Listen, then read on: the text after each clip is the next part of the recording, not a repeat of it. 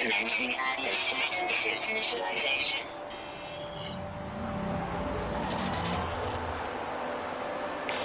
Life support systems activated.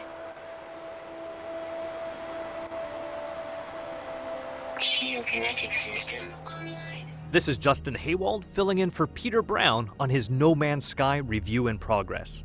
Following the unexpected leak of No Man's Sky late last week, developer Hello Games released a significant Day 1 patch for the game this morning, effectively pulling the rug out from anyone who got an early start.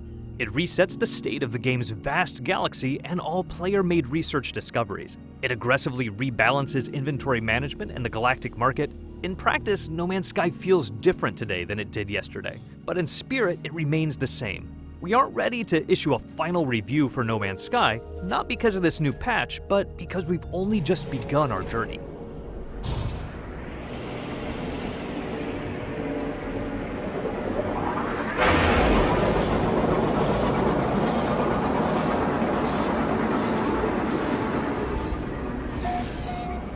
With a personal spacecraft and a multi-tool weapon, you're free to adventure around a massive galaxy, a net of 18 quintillion planets. The point of No Man's Sky is to explore, but there's more than one reason to heed the call. You're lured by a common goal, to reach the center of the galaxy, but also by a distant, mysterious force that appears now and then to steer you into the darkest corners of the cosmos.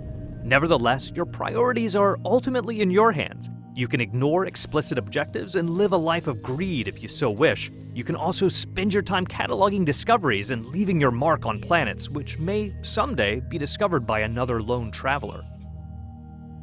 Casual exploration is rewarding thanks to a wealth of resources, outposts, and ancient ruins present on almost every planet. It's hard to remember one that wasn't littered with lucrative opportunities. The money you earn from mining and selling resources can now be spent on new multi-tools and spacecraft, both of which come in numerous, colorful, and exotic designs. Looks aside, better gear also comes with more slots that can be used to store items or house equipment upgrades, equally important capabilities in the long term.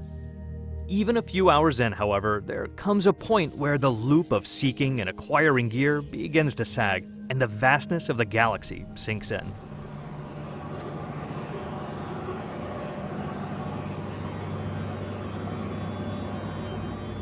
With an unfathomable universe beckoning and hundreds of thousands of light years separating you from the intended finish line at the center of the galaxy, it becomes far too easy to question the meaning of your pursuits. No Man's Sky is a technical marvel, but it's too early to tell if its enormity comes at a cost. What does it mean to be alive in a world where everything is driven by algorithms? Despite the fact that there is a tangible, formulaic structure beneath it all, No Man's Sky can instill a grand sense of wonder. On any given moon or planet, the call of a distress beacon will lure you over the next mountain, where you then discover a cache of rare minerals and a cave that allows you to refuel your hyperdrive for another interstellar leap. You may wander so far in search of random events that the fear of being stranded on an alien planet sets in, and you long for the familiar comfort of your cockpit. I'll never see everything there is to see in No Man's Sky. It's the promise of unforeseen discoveries that I must continue to investigate, along with the value of prolonged virtual isolation. Is it worth my time to journey into the unknown for hours in search of treasure that may or may not exist?